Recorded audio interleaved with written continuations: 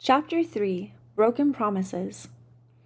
In the mid-19th century, Spoleto no longer enjoyed the prestige that its name had invoked in earlier times.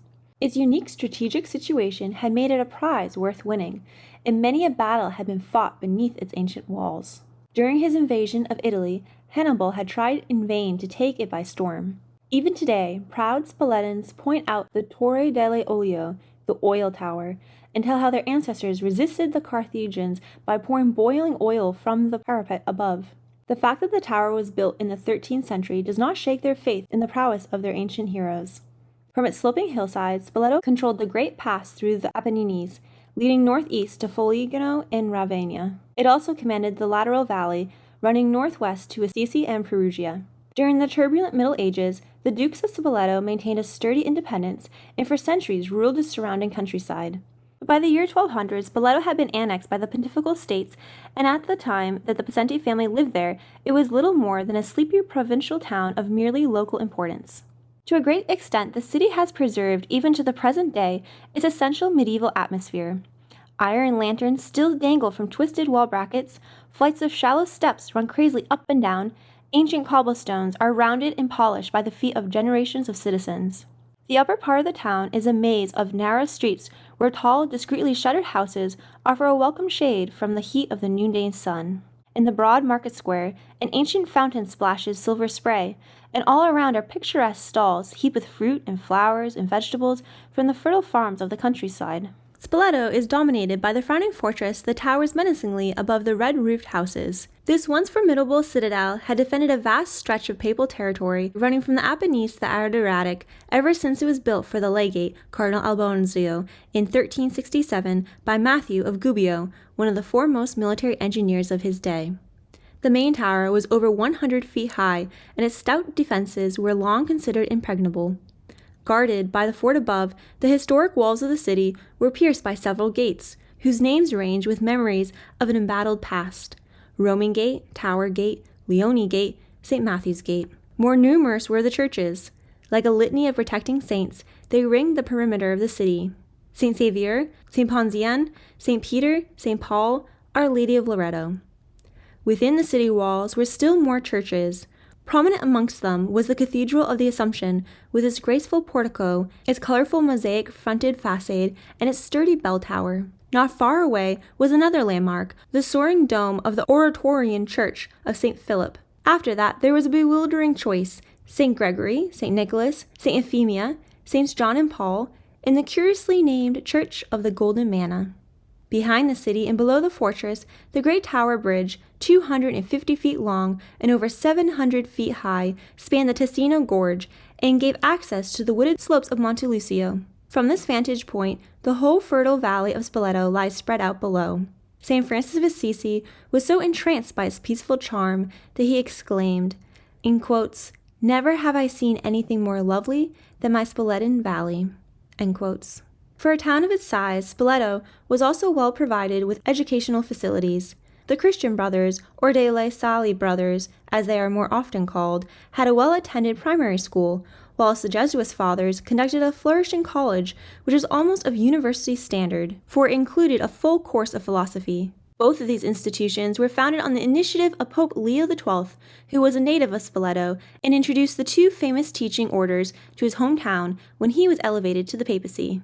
Both these institutions were founded on the initiative of Pope Leo XII, who was a native of Spoleto and introduced the two famous teaching orders to his hometown when he was elevated to the papacy. When he was about 7 years old, Francis Possenti commenced school with the Christian Brothers. He remained with the brothers for 5 years, and from them he received sound and solid religious instruction to supplement that already given by his father and by Philip Fabi. The brothers prepared him for his first confession, and sometime afterwards, on June 1st, 1846, he was confirmed at the Church of St. Gregory by Monsignor Sabbiani, Archbishop of Spoleto. In November 1850, at the age of 12, Francis was transferred to the Jesuit college to commence his secondary education. He was, of course, a day pupil, and he continued to attend the college for 6 years. 6 important years, for they were the formative period of his life. He entered the college a callow schoolboy. He emerged a young man, poised, polished, elegant, ready to take his place in society. Incidentally, he was intensely loyal to his old school, and justifiably proud of being a Jesuit boy. His companions used to tease him about it in later years, and his spiritual director remarked that, in quotes, if he ever happened to hear any remark that reflected on the Jesuits, he would flare up immediately, end quote. His old professors, too, were proud of their pupil. One of them, Father Bompiani, remembered him particularly well. In quotes, he was a very talented student, he recalled. Certainly one of our most brilliant boys, and very much ahead of his brother Henry, who was also my pupil. End quote. Despite the positive statements of some writers, it is impossible to fix with certainty the date when Francis made his first communion. The other members of the family are exasperately vague in their recollection. Henry simply says that, in quotes, at the usual age he approached the sacraments of penance and Holy Eucharist, which he afterwards received regularly, as was the practice in our home. End quotes. From careful research, it now appears reasonably certain that Francis did not make his first Holy Communion until after he had joined the Marian sodality at the Jesuit college sometime between 1850 and 1852. This would have been in keeping with the general custom of the times, for it was not then usual to admit younger children to Holy Communion. In quotes, probably, St. Gabriel made his first communion on the feast of St. Aloysius Gonzaga, June 21st, says Monsignor Basiletti. It was customary for the Jesuit fathers to arrange for their pupils to receive our Lord for the first time under the protection of the angelic patron of youth. End quotes. His piety at this time was solid, if not spectacular. Following the usual practice, Francis carefully inscribed at the head of his school exercises the letters A.M.D.G. Sometimes he wrote the words in full, Ad Majorem Dei Gloriam, and he certainly knew enough Latin by this time to be able to translate it, in quotes, for the greater glory of God. End quotes. But this is hardly convincing evidence of precocious sanctity. Probably every other exercise book in the college carried the same inscription, the motto of the Jesuits. He was enrolled in some of the many confraternities of Spoleto, the Sodality of the Sacred Heart, the Confraternity of the Precious Blood, the Sodality of Our Lady of Mount Carmel. At college, he joined the Marian Sodality, and in due course, as a senior student, was appointed prefect. Gifted with a pleasing voice, clear, cultured, and well modulated, he usually read the lecture at the sodality meetings and conducted a Christian doctrine class on Sundays. His recollection after Holy Communion was often remarked. Oblivious to all around him, he knelt motionless, with his head buried in his hands. When he again raised his eyes towards the altar, they were seen to be bright with unshed tears. Home life, too, went on much as usual, although the family circle was getting smaller year by year. News of another death cast a shadow over the home. This time it was Paul Pacenti, who enrolled as a volunteer in the University Corps of Venice and joined in the war for Italian independence. With his luxuriant mustache and his marital bearing, he had cut a fine figure in uniform. He had only passed his 21st birthday when word came of his death in the military hospital in Chiaggio on October 14, 1848. As Sante Pacenti prayed sadly for his dead boy, his eyes fastened more than ever upon Francis. He was only 10 years of age, but so bright, so happy. This was the one on whom his fondest hopes now rested. Sante Pacenti prayed to God to protect him in the uncertain future. The more he thought about it, the more uncertain the future appeared to him. There were troubled times for church and state, and revolution was in the air. With the election of Pius IX in 1846, Masonic hatred for the papacy came boldly into the open. In Rome itself, blasphemous slogans were painted on church walls. Death to Christ! Long live Barabbas! In December 1847, an unruly mob had demonstrated against the Pope when they came to the Quirinal Palace to present to him, in quotes, the wishes of the people, end quote. Later, in the same month, boos and hisses were heard from the crowd when Pius IX visited the Jesuit church in Rome for the solemn Te Deum on the last day of the year. The assassination of the papal minister, Count Rossi, in November 1848 gave the signal for the outbreak of the Rome Revolution. The unfortunate victim fell under the assassin's dagger on the steps of the chancellery where he was about to inaugurate the first meeting of Parliament. The murderer was carried shoulder high in triumph by the Roman mob. The bloody dagger, garlanded with flowers, was exhibited in a Roman cafe.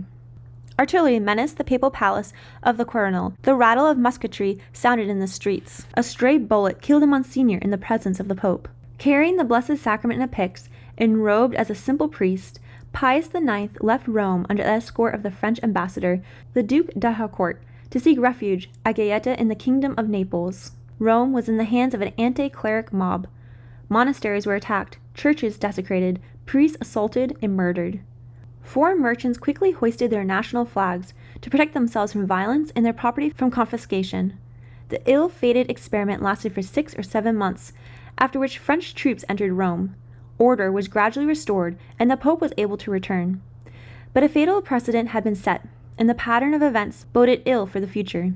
The Possenti family, staunchly attached to the papal cause, felt deeply for the sorrows of the Pope. Remote from the storm center of Rome, family life continued its tranquil course. Teresa went away to a convent boarding school at Singolia, returning home only for holidays. In 1850, Aloysius, a tall, thin youth of 19, knelt for his father's blessing and left home to join the Dominicans. Watching him leave, Francis, then just 12, began to wonder vaguely about his own future. Perhaps he too would one day be called to God's service. Maybe he too would be a priest. Small, homely incidents show the bond of deep affection that held the family together. One evening, Teresa, Teta to the family, home at last from school, was out for a walk with some girlfriends. On her return, she found she had lost a treasured brooch. It was a sentimental keepsake. Teta was engaged to be married, and she was utterly heartbroken. Rushing to her room, she flung herself down on the bed and burst into a flood of tears. Francis happened to pass by, and glancing through the half-open door, asked what on earth was the matter. Between her sobs, Teta told him about what had happened. By this time, darkness had fallen, and there seemed little hope of recovering her treasure. With a typically generous impulse, Francis called Michael, and together, armed with torches, they searched the streets all the way back along the route that Teresa had described for them. It was slow, tedious work, but success rewarded their efforts. They found the missing brooch, and Francis brought it back and tossed it carelessly to his still weeping sister. "Now are you happy?" he asked teasingly. "You'll be able to sleep in peace tonight." Then, with a sudden change of mood, he added, "Really, you shouldn't set your heart on such trifles." Teta blinked back tears in surprise. This was a new aspect of Francis. Being a healthy, normal boy, Francis was not as a rule given to introspection or flights of fancy, but there were times when he even surprised himself. He returned from college one day feeling rather ill. He was about 12 at the time. Alarmed at his pale face, Pacifica called the doctor. By the time the doctor arrived, Francis was very sick indeed. He dimly saw his father's anxious face. He saw Pacifica's lips move in slight prayer. All at once he felt frightened. Was he going to die? He wondered miserably. Calming their fears, the doctor made light of the matter. It was a trivial upset of little or no consequence. It would soon pass off. But to Francis, the reassuring words brought no confidence. Death was such a fearful thing. Disturbing thoughts moved in his mind. He thought of his dear mother. Death had taken her away. And his little sister Adele, she was only 9 when death claimed her. And his strong, big brother Paul, who would ever imagine that death would win such an easy victory over him? With sudden fright, Francis realized that he didn't want to die. He was still young. He had so much to live for. Could he do anything to ensure that his life would be spared? And so, unknown to anyone at the time, he made a secret promise that if he recovered, he would enter a religious order. He would give his life to God. Once the promise was made, his anxiety was relieved, and he started to feel better. Progress was rapid after that, and soon he was out and about as usual. But he said nothing about his promise, and his temporary burst of fervor quickly cooled. Before long, the whole episode was conveniently forgotten. It was one of those promises that people make when they are sick. He airily persuaded himself. He was still too young to make such an important decision about his future. But the specter of death continued to haunt the Possenti household, and the next visitation was as tragic as it was utterly unexpected. In February 1854, the dark shadow fell once more with the mysterious end of Lawrence, a promising army officer of 27. The matter has never been satisfactorily explained, but it has all the elements of tragedy. According to Michael's explanation long afterwards, the young man, without his father's knowledge, had secretly joined a Masonic lodge. At that time, Masonic intrigue was active, especially in the pontifical army, with a view to undermining the loyalty of the officers and masqueraded under a cloak of patriotism and even of piety. It is known that political assassinations was used by Masons as a means of furthering their nefarious designs. It was surmised that the unfortunate Lawrence was ordered to take part in such a plot. Instead, he was preferred to take his own life. In a household of such professed religious sentiment, such a tragedy must have caused stupefaction. To Sante Possenti, a loyal and trusted official of the papal administration, the thought that his eldest son should have betrayed the cause was a bitter blow.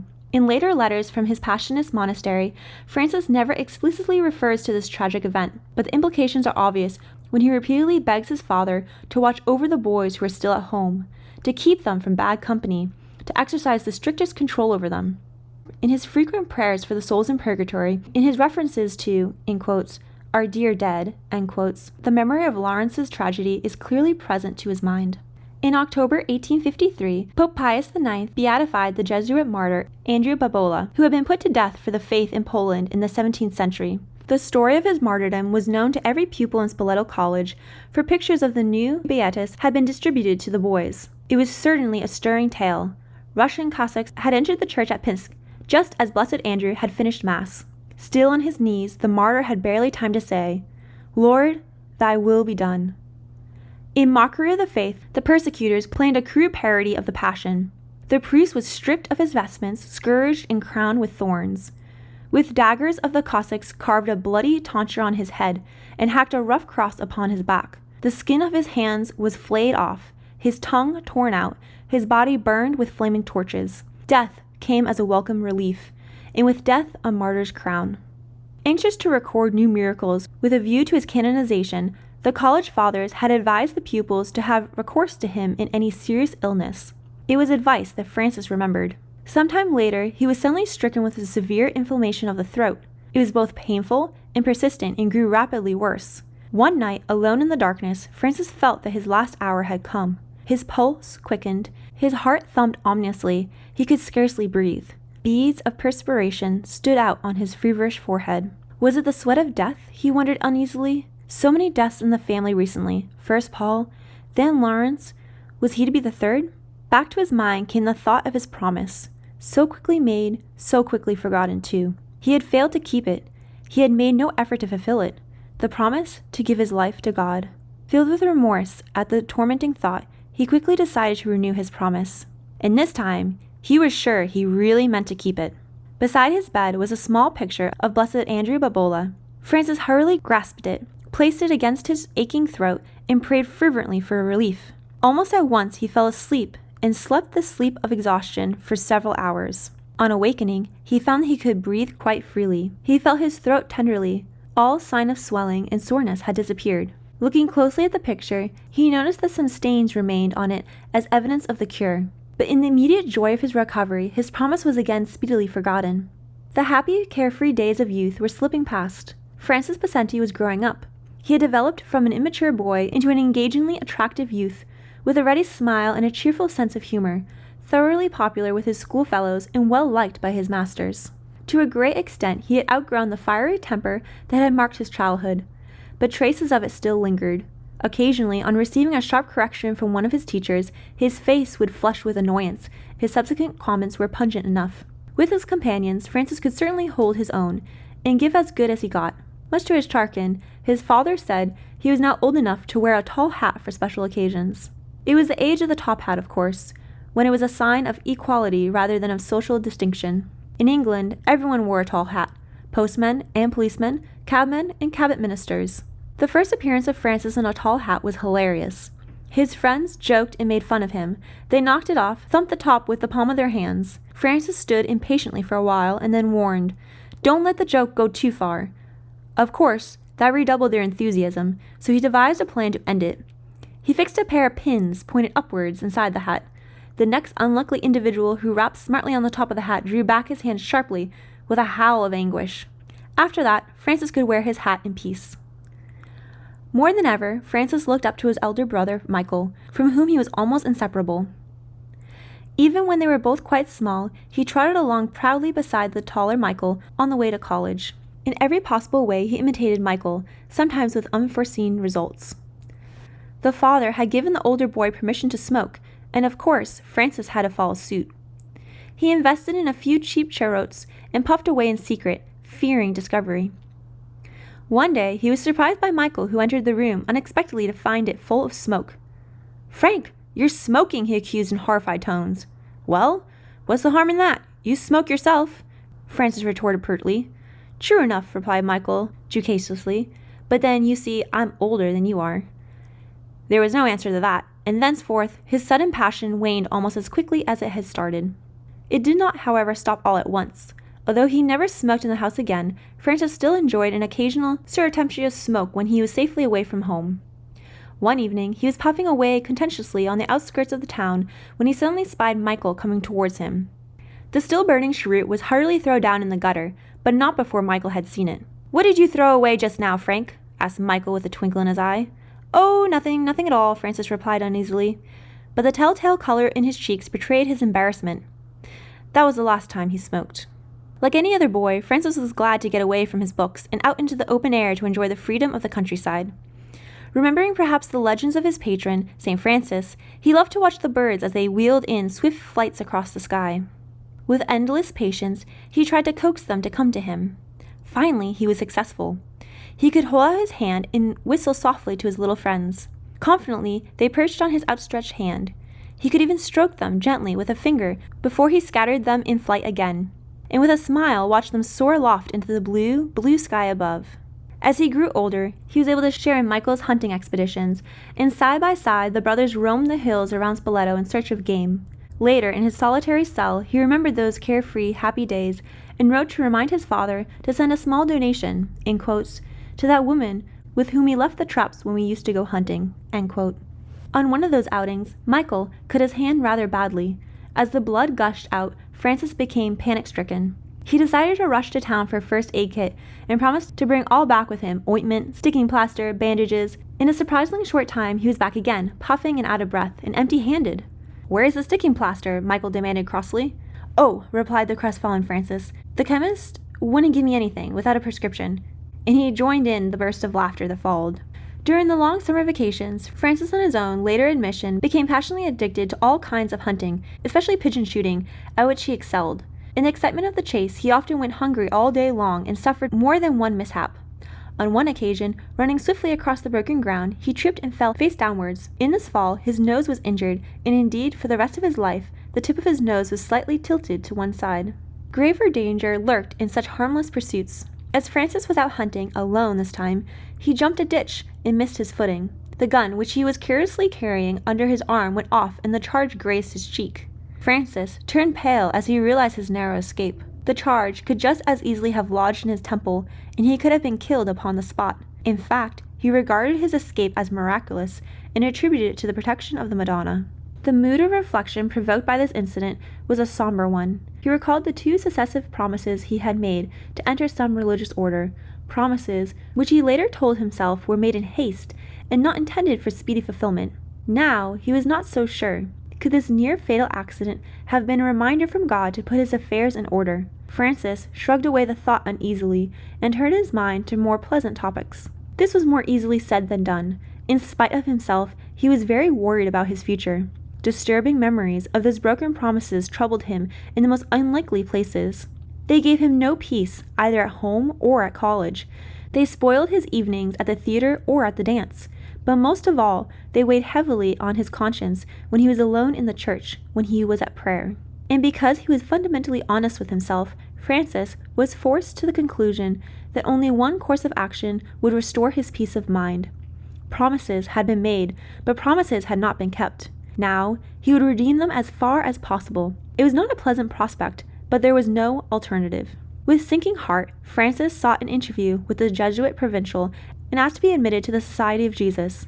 The experienced priest, who already knew a good deal about Francis Possenti, did not take long to make up his mind. While talking to him and quietly observing him, the provincial mentally reviewed the applicant. The boy came of good family. There was a background of piety and solid religious practice. He had both brains and ability, for his Jesuit teachers gave an excellent account of him. He had a pleasant manner, a good personality. His general style and appearance produced a favorable impression. The provincial had no difficulty in coming to a decision.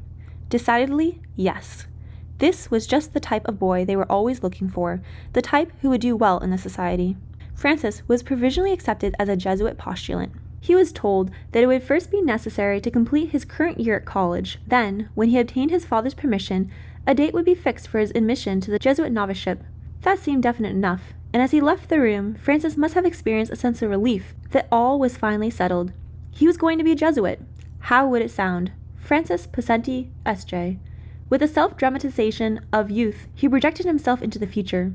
Already, he could see himself in half a dozen different roles at once: teaching junior school boys in the classroom, working on a distant foreign mission, delivering lectures at a university, preaching a Lenten course before an appreciative congregation. Endless possibilities opened up before him. At the first favorable moment, he mentally promised himself, he would open the subject with his father, make known his project, and obtain his blessing. But the weeks slipped by. They passed into months, and somehow or other the opportunity to speak about his vocation never turned up. Francis found he had too much to do, and kept on postponing the interview. Gradually, his vocation and his vision receded into the background until it was lost to view. Again, his faculty for easily forgetting it became conveniently operative. Nothing was done. It was just another broken promise, nothing more.